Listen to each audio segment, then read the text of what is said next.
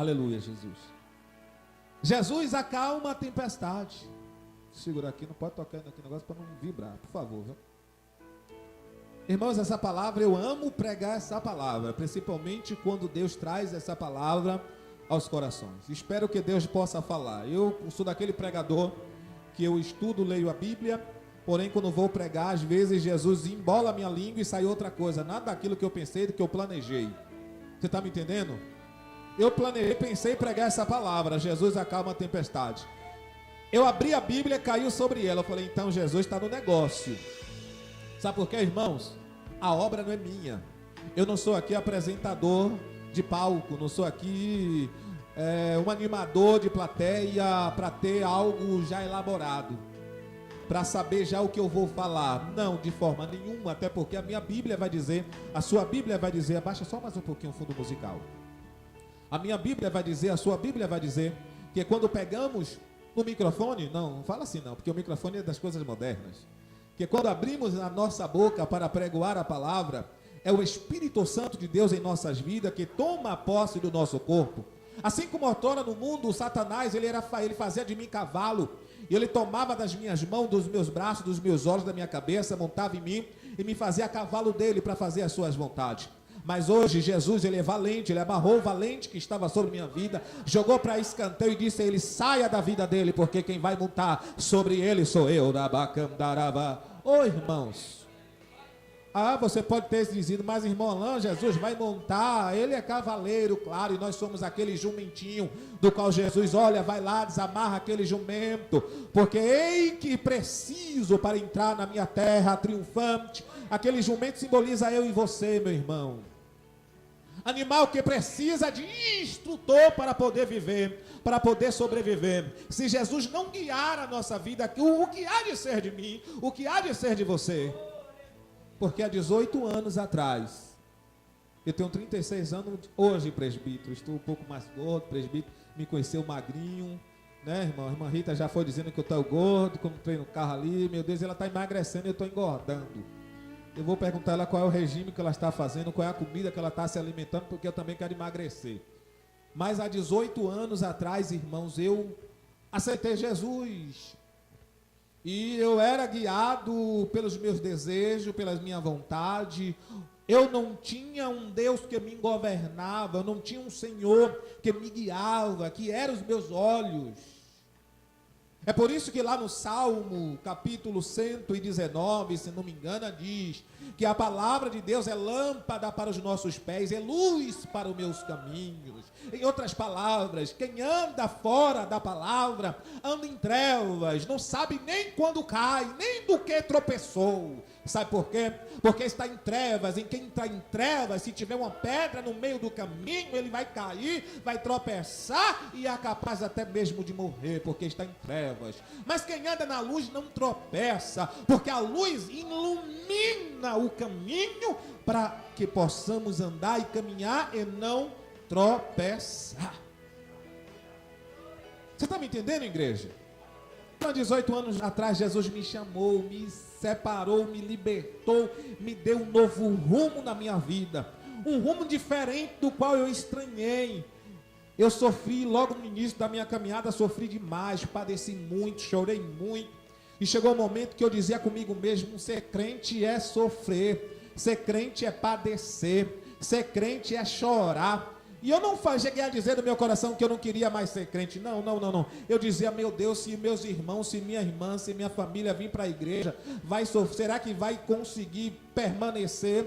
Mas interessante é que eu estava permanecendo e não sabia, não entendia. Mas eu era menino. E às vezes quando a gente é menino, a gente apanha para aprender o caminho correto. Sabe por quê? Porque quando eu era no mundo, eu achava que a minha alegria estava no carnaval, como já passou. Eu achava que a minha alegria estava no bailes, como já passaram. Eu achava que a minha alegria estava no meio da baderna, dos escarnecedores, da festa, do alvoroço, da prostituição, das drogas. Eu achava que a minha alegria estava lá naqueles lugares. Porém, Jesus, quando ele me arrancou, porém, para eu ser liberto dessas coisas, não é de um dia, não é um passe de mágica. Não pense você que você, ao aceitar Jesus, eu estou falando aqui porque eu sei que tem pessoas novas convertidas, não pense por você que aceitar Jesus, Jesus vai chegar e vai te limpar e vai fazer assim, ó, e você não vai ser, não. Essas coisas que veio com você do mundo, você vai ser liberto ao ouvir a palavra. Jesus, quando chega para os discípulos, diz assim: vós já estáis liberto, porque tendes ouvido a minha palavra. Já fazia cerca de 3 anos que os discípulos estavam ali. Você está me entendendo? Você está me compreendendo? Já fazia cerca de 3 anos que os discípulos estavam ali, meu querido, minha querida. Foi 3 anos Jesus apregoando, ensinando os discípulos o caminho que deveria andar. E nesses anos que os discípulos precisavam caminhar com Jesus, os discípulos foi passado por provações, por luta e por dificuldades. E uma dessas provações, uma dessas adversidades, olhe para cá, por favor, preste atenção. Existem pessoas e irmãos na igreja que nunca é liberto, sabe por quê?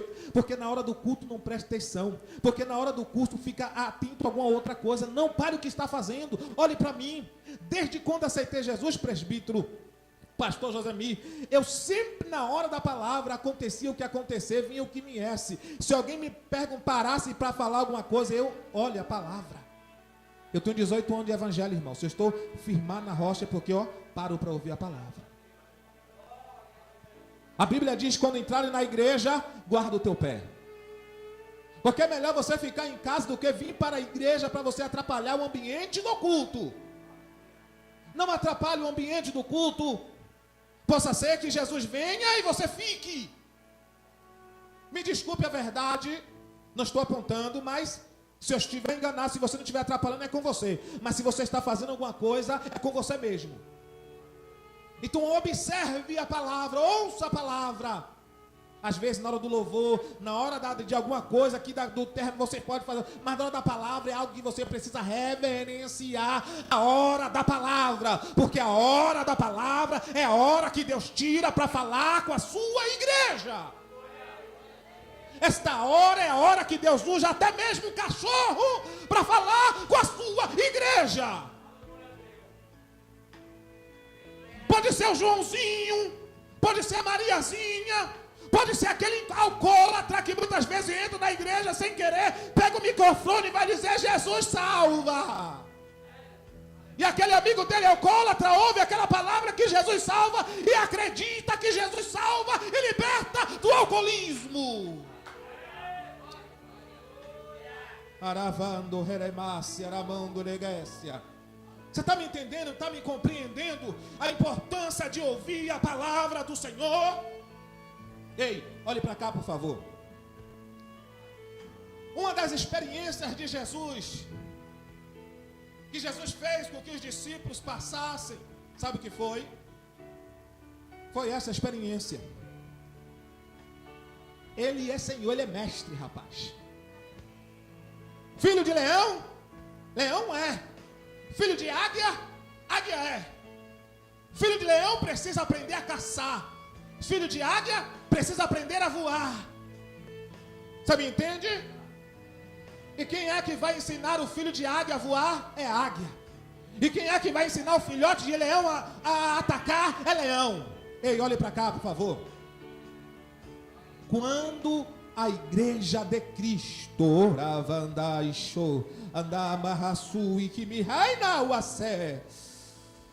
está ouvindo a voz do Senhor, lições importantes para a vida secular, para a vida do dia a dia, lições para você aprender a entrar e sair, lições para poder você vencer as adversidades dessa vida lá fora, lições para você vencer a calúnia, a difamação, lições para você vencer o mundo. Você aprende aqui dentro da casa do Senhor, porque eu amo essa palavra, eu amo isso aqui. Ei, eu não tenho estudo, irmão, eu não tenho faculdade não, irmão. Meu pai é alcoólatra, minha mãe até o momento ainda do candomblé. Eu cresci vendo meu pai espancar a minha mãe. Eu cresci vendo meu pai cair por várias vezes por causa do álcool, da bebida. Por pouco eu não me afoguei no desprezo da vida. Deixei o estudo na 7ª série. Eu era para ser um nada. Mas no dia que eu levantei a minha mão, isso aqui passou a ser a minha bússola. Isso aqui passou a ser, aleluia, alavassura baracandureba, sirabadaraga, irabaga, urabadara comida, sirubialaba. Isso aqui passou a ser o meu alimento, a minha comida do dia a dia. Este livro aqui passou a ser tudo para mim. Olha para cá, Naia sou, Iguiesse o Erevaço, Minerrei. Ei, escute só uma coisa. Isso aqui tem instrução para o mais vil pecador. Isso aqui tem instrução para aquele que não sabe ler e escrever, aquele que se diz ser nada. Porque o presbítero me conheceu, quem era eu? Eu era nada, um zero à esquerda. Eu era a ovelha negra da família. E até hoje eu glorifico a Deus, porque eu olho para a minha vida ontem, olho para hoje e digo: Jesus, eu te glorifico. E lavando, reramanto, remando, que me assure, me canta, labassúria. Eu não vou contar meu testemunho, porque eu não vou falar do meu testemunho, vai prolongar. Mas eu quero parar aqui nessa passagem. Jesus acalma a tempestade. Quem é que não passa por tempestade aqui? Quem é que nunca enfrentou uma tempestade aqui? Quem é que nunca viveu uma tempestade aqui? Quem é que nunca teve uma crise conjugal? Quem é que nunca teve uma crise familiar? Quem é que nunca brigou com o marido? Quem é que nunca brigou com o esposo? Quem é que nunca brigou com a esposa? Quem é que nunca discutiu com o filho? Qual o filho que nunca discutiu com a mãe ou com o pai? Eu estou falando em crises família, mas existem outras crises também. Mas essas crises todo mundo passa um dia. Todo mundo já passou, até mesmo a criança quando começa a ter 3, 4 anos já deve ter tomado uma surra. Às vezes até não fez nada, mas o pai foi lá, deu uma surra e você ficou todo acuiado ali no seu lugar ali. Eu não fiz nada, não foi eu que fiz, e apanhei sem poder, e fica achando que foi o diabo que usou sua mãe e seu pai para te bater. Mas não, é às vezes Deus te provando a sua fé para você, se você vai continuar honrando seu pai e sua mãe. Mas todos nós passamos por lutas, todos nós passamos por adversidades, todos temos problemas, algum tipo de problema. Mas o meu vizinho, ele tem uma casa, uma mansão maravilhosa, ele não passa por problema, ele tem uma riqueza, ele é rico, tudo bem. Ei, a Bíblia pode dizer até que aquele que possui riqueza tem sombra. Mas escute só, você quer ser rico sem Deus ou quer ser pobre com Cristo? Você quer sofrer aqui nessa vida para alcançar a vida eterna? Ou você quer ter ouro, prata, riquezas e depois a morte seguir-se para o juízo e ser condenado?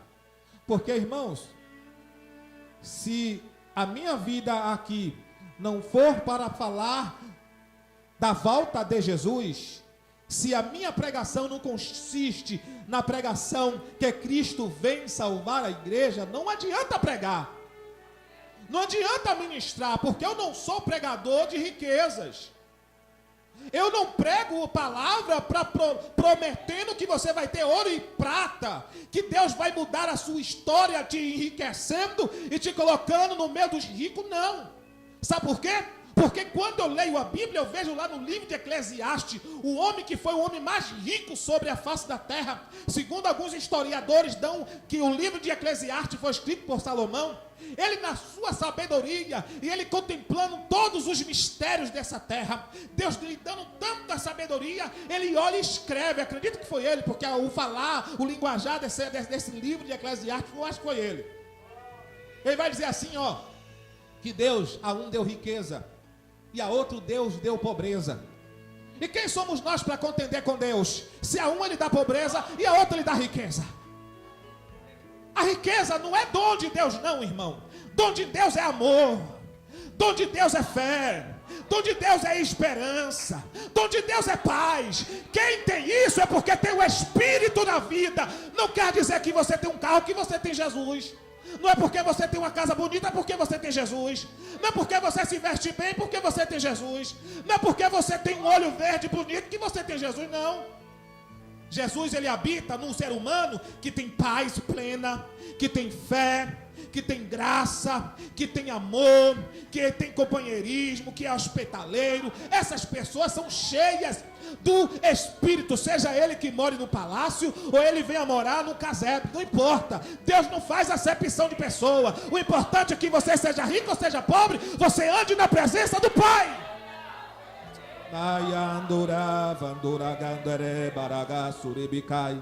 Mas e aí, olha para cá, por favor, vou terminar. Jesus, ele nos ensina a cada dia, a cada manhã, a cada momento a caminhar com ele. E os discípulos precisavam aprender uma grande lição. Qual era essa lição, irmão Alain? Era que, em meio à tempestade, não podemos nos desesperar. Em meio à tempestade, precisamos usar a nossa fé. Em meio à tempestade, precisamos descansar. Porque o desespero nos leva a afundar. O desespero nos leva a morrer. O desespero nos leva a cair. O desespero fecha seus olhos. E você não consegue ver, muitas das vezes, a porta que está aberta do seu lado para você entrar e sair desse problema. O desespero fecha seus olhos e você não consegue ver a mão amiga que está estendida para você toda hora dizendo: segura na minha mão, e você não consegue ver essa mão porque você está desesperado. O cristão verdadeiro, ele não entra em desespero em meios a tempestades. Sabe por que eu vou dizer isso? Porque eu aprendi, pastor Josemir, que a tempestade de Deus tem propósito sobre a terra. Toda tempestade tem propósito. Toda tempestade, ela tem que ser bem-vinda pelos filhos dos homens. Sharai, lavande queba, surei bará. Ô irmão Alão, o que é isso? Então tem que dar glória no meio da tempestade? Claro! Claro, meu irmão! Porque quando você passar, espere a tempestade, espere a bonança, espere a prosperidade, espera, sabe o que? Colheita farta, semeadura grande. Como assim, irmão Alain? Vou dar um exemplo fresquinho, que acredito que alguma pessoa já possa estar ali pensando aí. Se não estiver pensando, você vai pensar junto comigo e vai ver que o meu pensamento é um pensamento que está, eu acho que está caminhando certo. Que pensamento é esse seu, irmão Alain? São Paulo. Já pensou em São Paulo agora? São Paulo foi uma cidade que nunca sofreu uma seca como está sofrendo esses últimos anos. Ela está começando a sair dessa seca. Mas até ano passado, irmão, os especialistas diziam que as chuvas esperadas para o mês de janeiro, dezembro, fevereiro, não era suficiente para encher os rios, os ribeiros, os riachos, os açudes, os rios que abasteciam uma cidade de São Paulo, que possui mais de 15 milhões de habitantes. Não era suficiente para abastecer essa grande metrópole. E as pessoas estavam fazendo, sabe o que? Racionamento de água. As pessoas passaram a viver como nós nordestinos, fazendo poços artesanais, porque lá em São Paulo você não encontrava poços artesanais. Geralmente você tinha um tanque nos prédios, mas não tinha poços como aqui no Nordeste, como lá em Israel, um lugar que tem muitos poços artesanais. Buraco, em outras palavras. São poços, são situações que a pessoa faz esperando momentos de secura. Porém, irmãos, os poços também secam. Há um momento que os poços vão secando. Aqui no Nordeste, irmão, também passamos por seca. Nós conhecemos muito bem sobre isso. Nós entendemos muito bem sobre isso. Porque a seca é algo terrível. Deserto é um lugar que não foi feito para ser humano. Deserto foi feito para cobras, para serpentes, para escorpiões. São esses animais répteis, que são animais de pele de sangue frio, que precisa do calor para poder viver. Mas escute só uma coisa, querido. O deserto também é uma escola para muitos cristãos. O deserto também é um momento que a gente aprende muita coisa. Mas chega um momento que a gente, no meio do deserto, a gente clama por água. Só que se você beber um pouquinho de água, não vai saciar a sua sede. Só se cair aquela chuva, aquela garoa, não vai conseguir fazer com que a sua plantação cresça, que o seu campo floresça, não. Você precisa que os rios sejam cheios. Você precisa que os açudes estejam cheios. Você precisa que águas venham em abundante. Coloca a faixa 1 novamente. Você está me entendendo?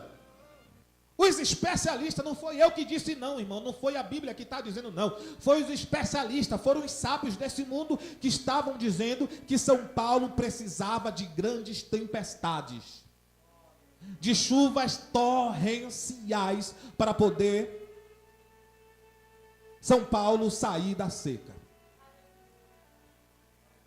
Eu acredito que os crentes dentro da igreja lá em São Paulo começaram a orar e dizer: Jesus manda chuva, Jesus manda chuva, Jesus manda chuva, Jesus manda chuva, Jesus manda chuva, Jesus manda chuva, Jesus manda chuva. Você está me entendendo? E aí começou aquela chuva a cair em São Paulo. E agora São Paulo está vivendo uns dias de grande chuva, grandes tempestades. Enquanto muitos estão perdendo os carros, muitos estão com essas casas caindo, algumas vidas se perderam em meio a essas tempestades que caiu lá em São Paulo. Olha só uma coisa, querido. As pessoas que estavam esperando essa tempestade estão dando glória e agradecendo a Deus por toda a chuva que está caindo em São Paulo. Porque segundo os especialistas, os rios que estavam já como é que eu posso dizer, na parte morta, já saiu da parte morta e já está começando a subir. E São Paulo já está saindo da crise das águas. Sabe por quê? Por causa da tempestade. Vou terminar, porque o tempo é curto.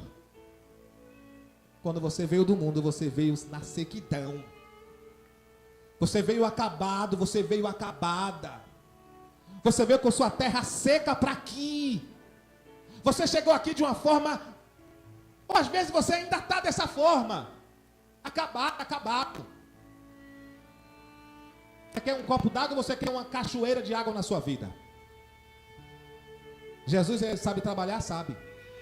Ah, Jesus, eu vou limpar, eu vou modificar essa vida, eu vou trabalhar nessa vida, eu vou mandar uma tempestade, porque vai tirar tudo que não me agrada. Porque quando a tempestade cai, sabe o que a tempestade faz? Vai arrancando tudo do meio do caminho, vai tirando tudo que não presta. A tempestade, ela tem, aleluia, o poder de fazer a vontade daquele que envia ela. Quem é que envia a tempestade? Jesus acaba quando Jesus se levanta, Jesus que estava dormindo, Jesus se levanta, sabe o que Jesus faz? Jesus faz assim, ó: ei, vento, acalma-te, cesse, mar, aquieta-te. Os discípulos olham para um outro e perguntam-se: quem é este homem? Quem é este homem que os céus e a terra o obedecem? Ei, é ordem de Deus, irmãos. É ordem, tudo que acontece na vida do crente é ordem, é vontade do Pai. Vou te dizer uma coisa: se você está debaixo da graça e da vontade de Deus, espere. Se você está debaixo da graça e da vontade do Pai, espere.